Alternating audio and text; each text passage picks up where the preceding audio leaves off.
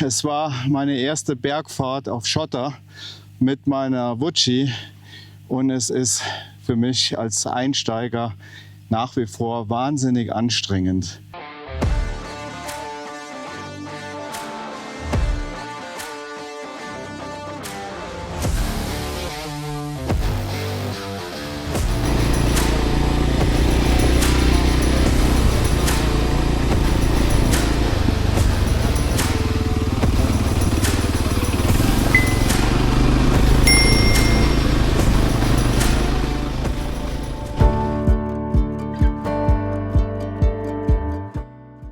Geländefahren oder wie ich es nenne, Enduro-Wandern braucht Übung, Kondition und manchmal auch etwas Mut. Aber für mich ist ganz klar, Sicherheit geht immer vor. Überschätzen bringt hier gar nichts. Ich habe zwar vor einigen Jahren schon etwas Offroad-Erfahrungen auf Leihmaschinen, zunächst in Südafrika auf einer 1200er GS und dann in Marokko auf einer 700er GS sammeln können, bin aber dann zu der Erkenntnis gekommen, dass die Motorräder mir für das Gelände zu schwer waren. 2022 habe ich mir dann eine kleine, leichte Enduro mit 30 PS als Zweitmotorrad zugelegt, gezielt Kondition aufgebaut und die ersten Kilometer mit einem Enduro-Trainer auf dem bayerischen TED gesammelt. Trotzdem würde ich mich als Einsteiger bezeichnen und mich nicht mit einem Walle oder anderen vergleichen wollen. Die große Frage war, reicht das, um mich langsam und kontrolliert ins steilere Schottergelände in den Alpen vorzutasten? Ich habe auf Basis vom Alpenstraßenführer Denzel und vielen Hinweisen nun 3 Tagesetappen für einen erfahrenen Straßenmotorradfahrer wie mich im Friaul geplant, der mir diese Region für den Einstieg ins Enduro-Wandern in den Alpen perfekt erschien.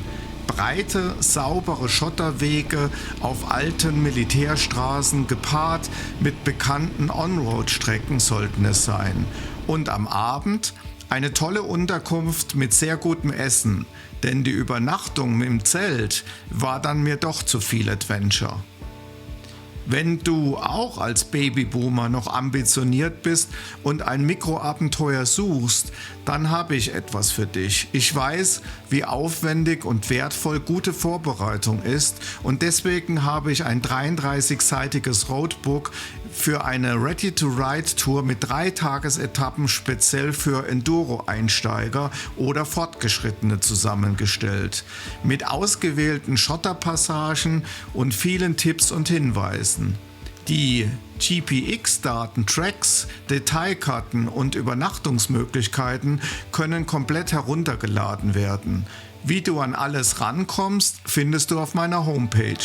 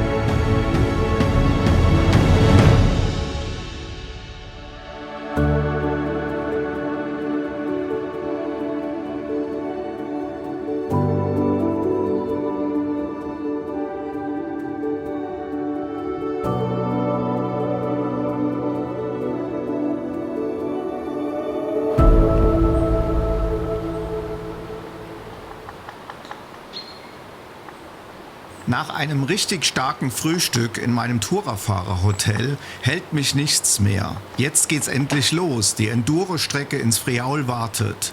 In der Garage stehen noch jede Menge Reise-Enduros und Tourer, als würden sie genauso ungeduldig auf den Startschuss warten wie ich.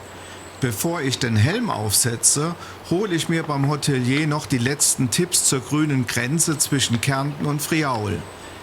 Eigentlich ist die Route sauber geplant, aber letzte Woche hat hier ein ordentliches Unwetter zugeschlagen und einige GS-Fahrer mit ihren großen Reise-Enduros haben mir gestern Abend beim Stiefelbier sogar abgeraten. Und das geht mir genau durch den Kopf. Wie sehen die Wege wirklich aus? Was hat der Regen angerichtet? Ich rechne mit ausgewaschenen Schotterpassagen. Ein bisschen Respekt habe ich schon, aber genau für diese Herausforderung bin ich ja hier.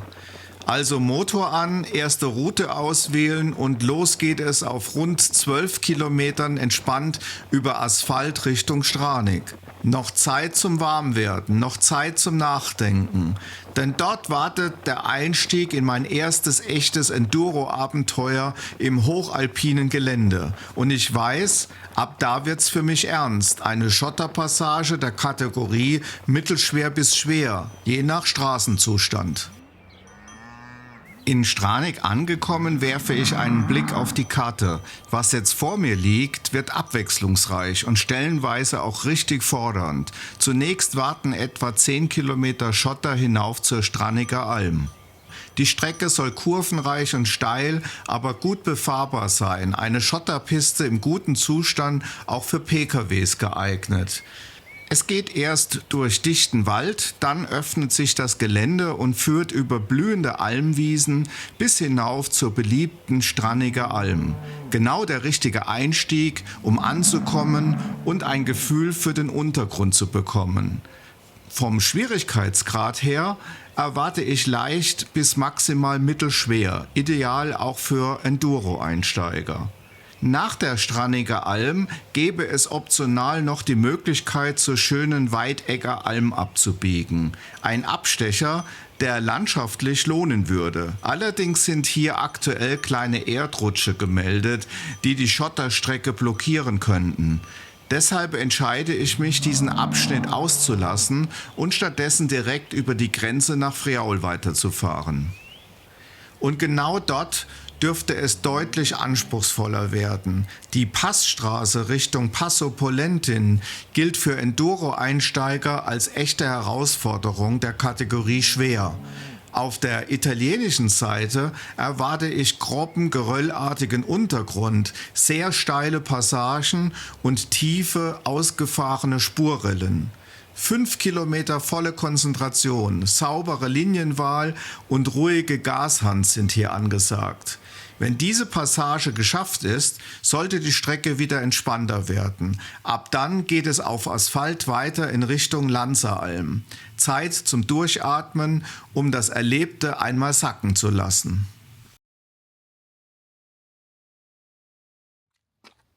Bevor es nun auf Schotter geht, passe ich noch den Reifenluftdruck an. Mit dem mobilen akkubetriebenen Kompressor und der digitalen Anzeige des Reifenluftdrucks ist das schnell erledigt. Ab jetzt zählt Traktion, denn gleich wird der Untergrund deutlich anspruchsvoller.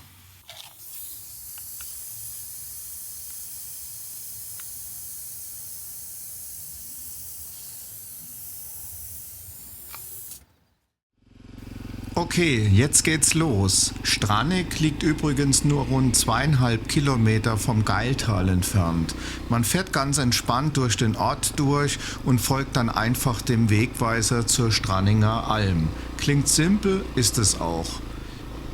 Was hier aber genauso dazu gehört wie Helm und Stiefel, ist Rücksicht. Kühe haben immer Vorrang, besonders wenn sie gerade mit den Bauern die Weide wechseln. Freundlich bleiben, grüßen, Tempo rausnehmen und nicht vergessen, hier ist echte Landwirtschaft unterwegs. Große Traktoren können dir jederzeit entgegenkommen, also immer mit Reserve fahren.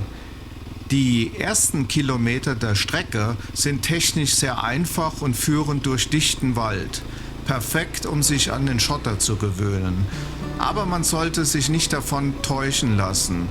Nach ein paar Kilometern merke ich schon, was da noch kommt. Die konstante Steigung von rund 10%, meist im Stehen gefahren, geht ordentlich in die Beine. Und das ist erst der Anfang dieser Auffahrt.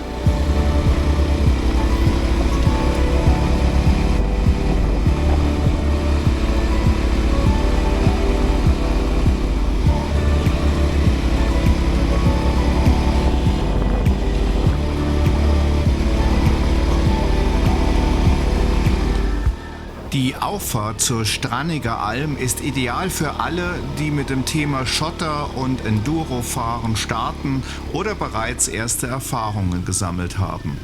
Große Reise-Enduros mit Enduro-Reifen kommen hier problemlos hoch. Die Strecke ist breit, übersichtlich und technisch gutmütig. Auch für Einsteiger ist sie machbar, solange man sich Zeit lässt, sauber fährt und die permanente Steigung nicht unterschätzt. Genau dafür ist die Strecke perfekt. Gefühl für Traktion, Balance und gleichmäßiges Fahren entwickeln, ohne direkt überfordert zu sein. Wichtig zu wissen: Da auch PKWs bis 3,5 Tonnen zugelassen sind, muss man jederzeit mit Gegenverkehr rechnen. Das schließt leider auch Wohnmobile ein, die sich hier gelegentlich nach oben wagen. Umsicht, Blick nach vorne und eine defensive Linienwahl gehören hier definitiv dazu.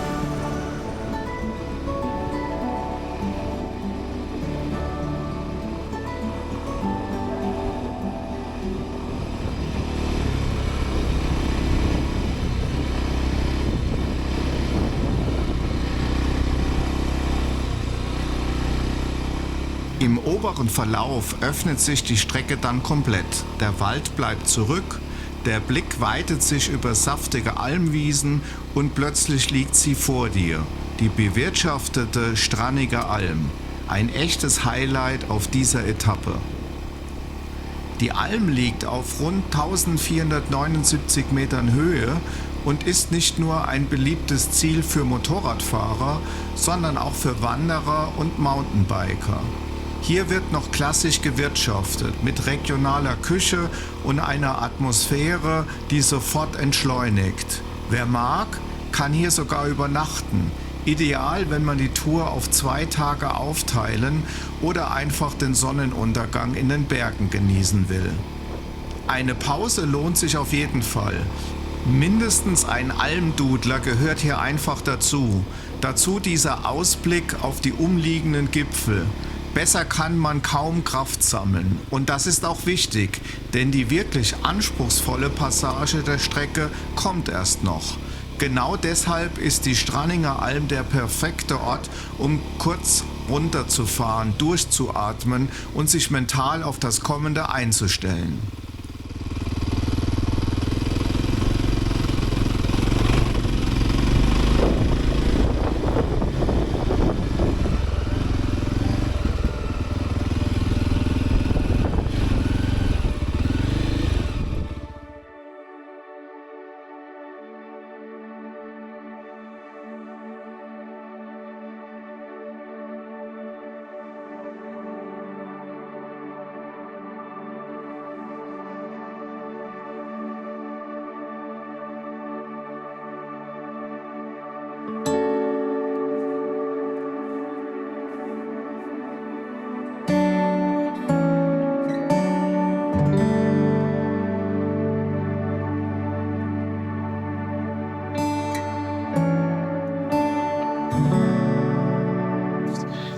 Ja, es war meine erste Bergfahrt auf Schotter mit meiner Vucci und es ist für mich als Einsteiger nach wie vor wahnsinnig anstrengend. Circa 20 Minuten nicht auf dem Sattel sitzen, sondern stehend, volle Konzentration. Der Nacken tut mir noch ganz weh vom Schauen. Ich bin noch total verkrampft auf der Maschine. Ich hoffe, dass das irgendwann besser wird und Routine einkehrt. Ja, aber es ist wunderschön hier. Die Straninger Alm seht ihr auf dieser Seite. Und da kann man auch übernachten in einem 2-, 4-Bett- und Mehrbettzimmer. Wollte ich eigentlich gestern machen, aber es ist leider kurzfristig alles ausgebucht gewesen. Es war auch gut so, dass ich heute Morgen erst mit neuen Kräften quasi hier den Berg mich hochgekämpft habe. Also die ganzen YouTube-Videos, die ich mir angeschaut habe, vermitteln natürlich nicht die Schwierigkeiten für Anfänger. Aber eins kann ich sagen, ohne Stollenreifen kann man hier nicht hochfahren. Mit einer GS würde ich das durchaus sehen. Mit leichtem Gepäck und Stollenreifen kommt man hier locker hoch, wobei man in manchen Serpentinen sicherlich auch kämpfen muss. Aber die routinierten Fahrer unter uns sagen, Mensch Jürgen, das ist doch überhaupt kein Problem, das ist doch eine Einsteigertour. Laut Denzel zwischen 3 und 4 habe ich das, glaube ich, in Erinnerung. Kommt natürlich auch auf das Wetter an. Bei Regen möchte ich hier nicht hochfahren. Es war eine Mischung aus festem Schotter und in den Kurven Geröll. Hat man schon aufpassen müssen. Aber dadurch, dass ich so früh gestartet bin, habe ich Gott sei Dank keinen Gegenverkehr gehabt. Doch, einmal ist mir ein Endurofahrer entgegengekommen, aber das war's dann. Hier kann man auch mit dem Auto hochfahren. Wie gesagt, würde ich aber auch mit dem Allrad machen und mit einem kleinen Fahrzeug, weil die Straße doch einspurig ist und es nur wenig Möglichkeiten gibt, dass man vorbeifahren kann. So, ich trinke jetzt noch was und dann geht es weiter Richtung Italien. Das ist ja eine grüne Grenze hier, die weitergeht Richtung Friaul. Der Blöckenpass ist ja gesperrt und am Nassfeldpass, habe ich im Motorradhotel gehört, ist die Hölle los. Also insofern kommt mir das ganz gelegen, dass ich hier über die grüne Grenze fahre, von quasi oberen Geiltal nach Friaul. Ich melde mich später und bis dahin, ciao.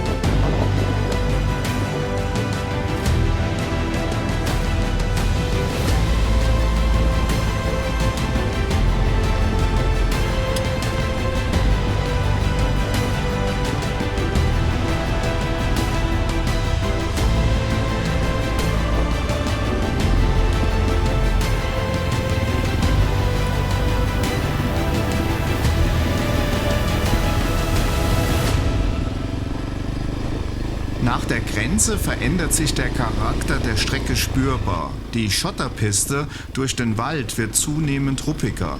Der Untergrund wird grober, spitze Steine liegen quer, dazu kommen immer wieder gemauerte Wasserablauftröge, die sauberes Timing und eine klare Linie verlangen. Die volle Konzentration liegt jetzt auf dem Vorderrad, auf dem nächsten Meter, auf der richtigen Spur. Körperlich wird es anstrengend, denn fast alles wird im Stehen gefahren. Jede Unebenheit muss aktiv ausgeglichen werden, während man gleichzeitig die Ideallinie sucht. Genau hier merkt man, wie fordernd die Strecke wirklich ist. Ein etwas höherer Lenker wäre jetzt definitiv angenehm. Aber die Stollenreifen greifen, arbeiten sich Meter für Meter voran und suchen sich ihren Weg nach oben, Richtung Passo Pollentin und weiter zur Malga Valberdat.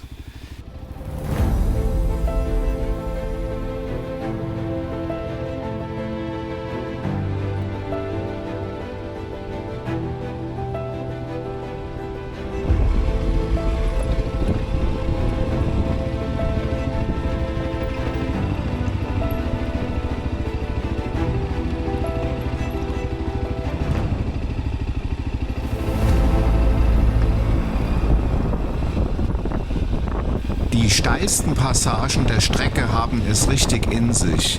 Teilweise geht es hier mit bis zu 20% Gefälle nach unten. Die steilsten Abschnitte sind zwar mit Naturstein betoniert, aber Vorsicht!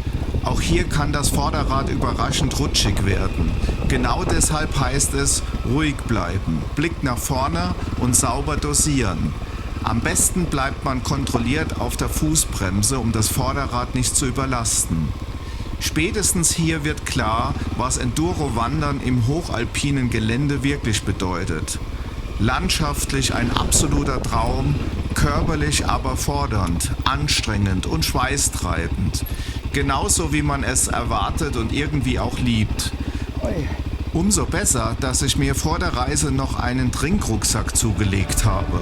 Ohne regelmäßiges Trinken wäre diese Etappe deutlich härter geworden. Kleine Sache, große Wirkung, gerade in diesem Gelände empfehlenswert.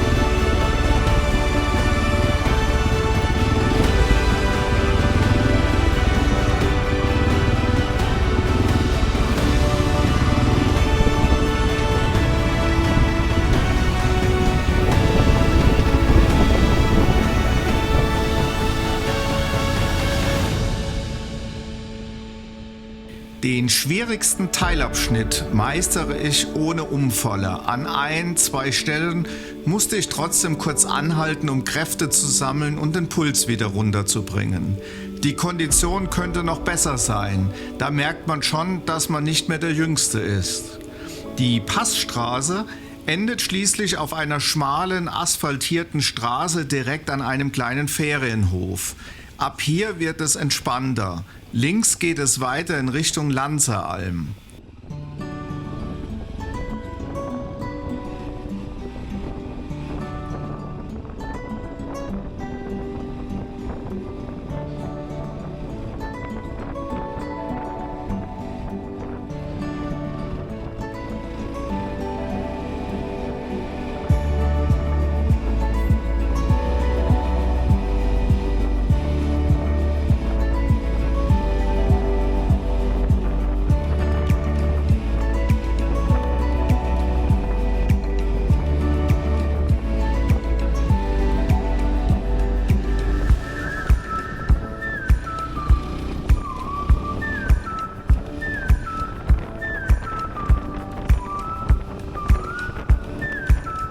Die Lanzeralm liegt mitten in der ursprünglichen Landschaft der Karnischen Alpen. Hier kann man nicht nur übernachten, sondern auch lokale Spezialitäten aus der eigenen Molkerei genießen.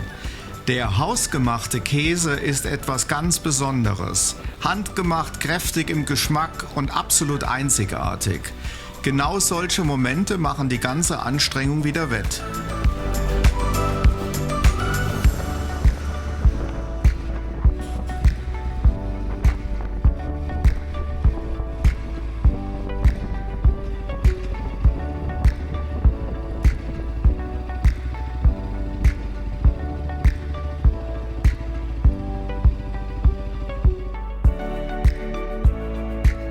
Hallo, ich habe es geschafft. Ich stehe jetzt hier am Passo di Lanza und bin jetzt ganz fertig. Der ganze Boden war unterspült vom Regen der letzten Tagen und Wochen.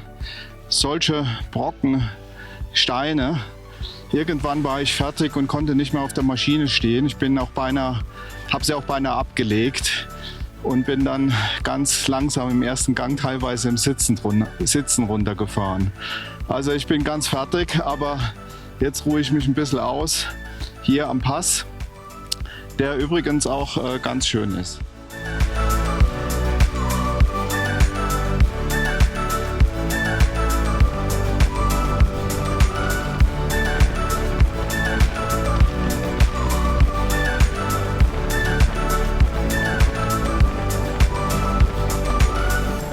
Ja, das ist für mich ganz klar ein Mikroabenteuer als Enduro-Einsteiger. Als ich mir in der Lanzeralm die Bilder vom geraten Erlebten auf der Actioncam anschaue, fällt mir sofort auf. Sie geben bei Weitem nicht wieder, wie steil das letzte Stück wirklich war und durch welches Geröll ich mich da hochgearbeitet habe. Manche Dinge kann man einfach nicht einfangen, die fühlt man nur auf dem Bike. Und dabei sind das gerade einmal die ersten 30 Kilometer meiner Tagesetappe. Für die verbleibenden rund 150 Kilometer habe ich bewusst nur Asphalt eingeplant. Klar, mit einigen Serpentinen, aber nichts wirklich Schwieriges. Das lässt sich auch als geübter Motorradfahrer mit einer reinen Straßenmaschine völlig entspannt fahren. Ich folge jetzt der wunderschönen Almstraße weiter in Richtung Pontebba. Weiter südlich in Docna führt mich dann die Route etwa 20 Kilometer in ein sagenhaft schönes Tal hinein, bis hinauf zum Sella di Somdogna. Landschaftlich ein absoluter Traum und der perfekte Kontrast zu dem anstrengenden, aber unglaublich intensiven Start an diesem Tag. Genieß mit mir jetzt erstmal die Abfahrt hinunter ins Tal nach Pontebba. Die Straße fordert Aufmerksamkeit. Die Fahrbahnbreite wechselt ständig, mal einspurig mit nur wenigen Ausweichstellen, dann wieder fast zweispurig. In unübersichtlichen Kurven ist eine kurze Hupe absolut sinnvoll.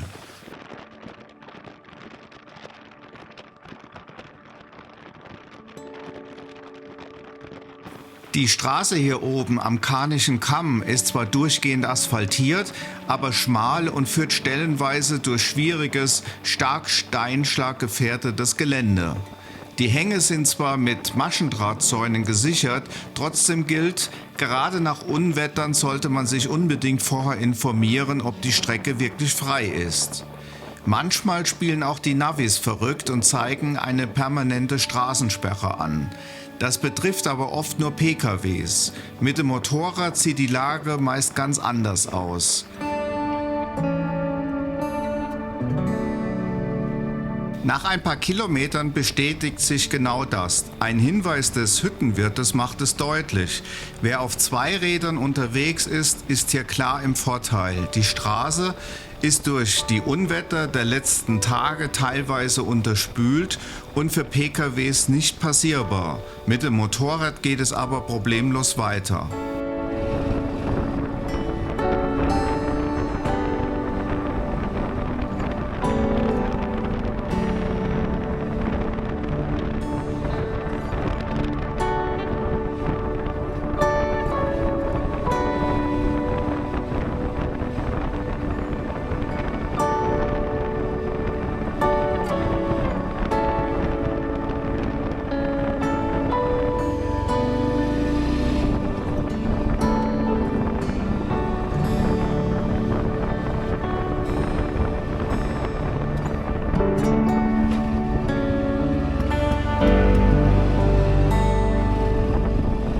Nach mehreren Serpentinen und ein paar kleinen Brücken über den reißenden Pontebana-Fluss folge ich dem Verlauf des Wassers weiter bis hinein nach Pondeppa.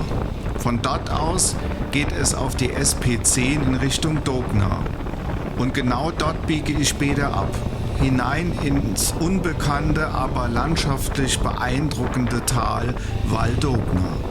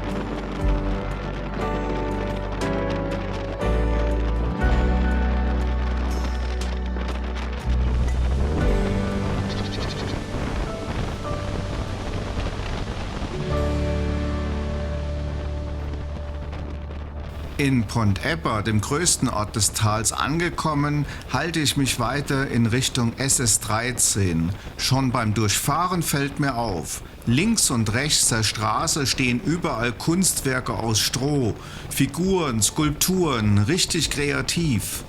Meine Freundin Siri liefert mir gleich auf dem Helmlautsprecher die Erklärung dazu.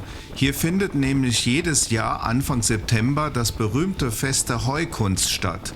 Künstler aus der ganzen Welt kommen nach Pontebba und bauen über mehrere Tage hinweg beeindruckende Skulpturen aus Heu.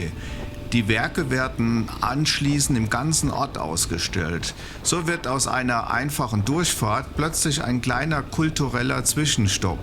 Genau diese unerwarteten Entdeckungen machen Motorradreisen für mich besonders.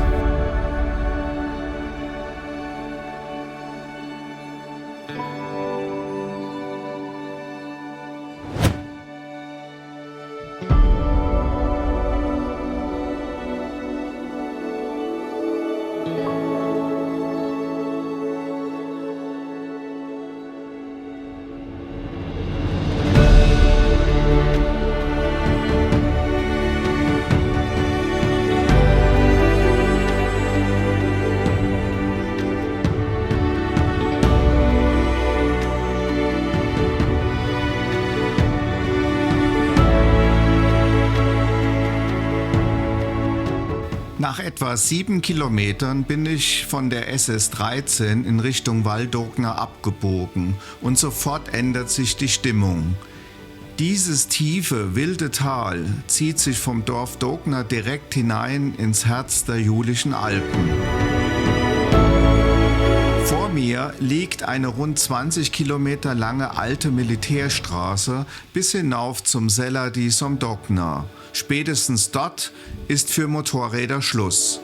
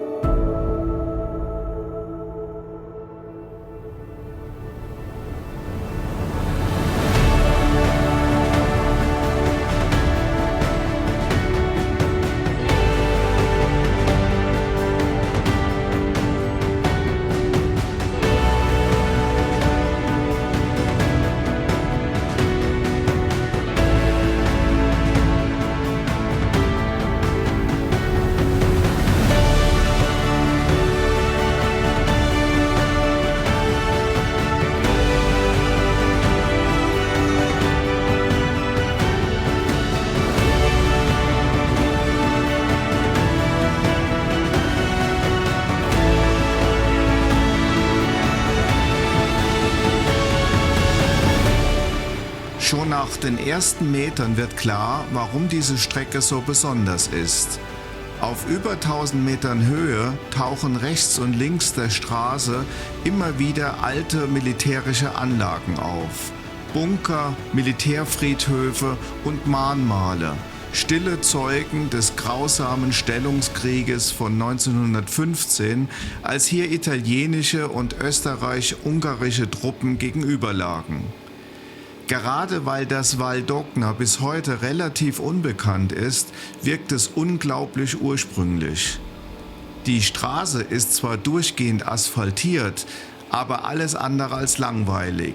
Enge Tunnel, schmale Brücken, spektakulär in den Fels gesprengte Passagen und immer wieder Serpentinen, fahrerisch ein Genuss und landschaftlich ganz großes Kino.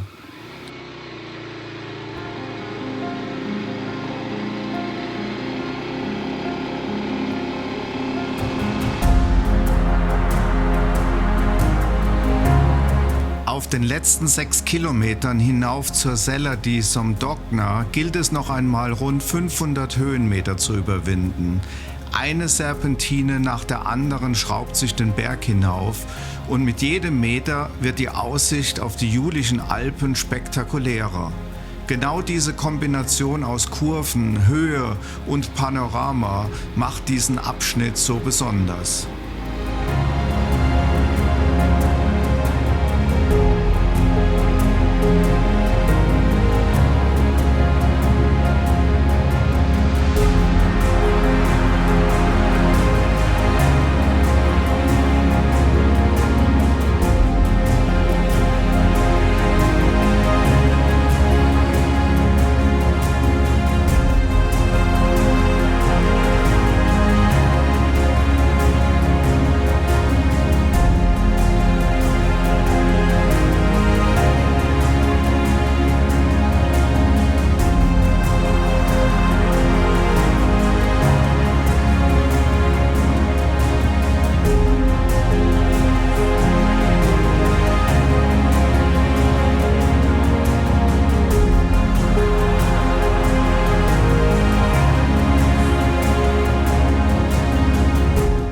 Wer vor der Rückfahrt schon wieder Hunger oder Durst verspürt, kann auf mehreren bewirtschafteten Almen entlang der Strecke einkehren.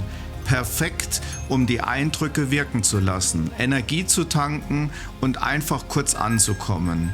Dieses Tal überzeugt in jeder Hinsicht, fahrerisch, landschaftlich und auch historisch. Ein Ort, der zeigt, warum Motorradfahren mehr ist als nur Strecke machen. Wenn du Lust auf einsame Straßen, spektakuläre Landschaften und besondere Fahrerlebnisse hast, dann gehört diese Gegend definitiv auf deine Liste.